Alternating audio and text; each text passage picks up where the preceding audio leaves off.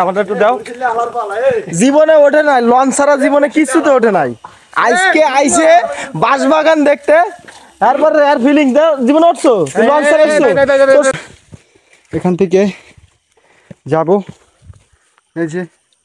এই যে দেখতে পাচ্ছেন, খুব কষ্ট হচ্ছে। বাট একটা অ্যাডভেঞ্চার একটা বিষয়।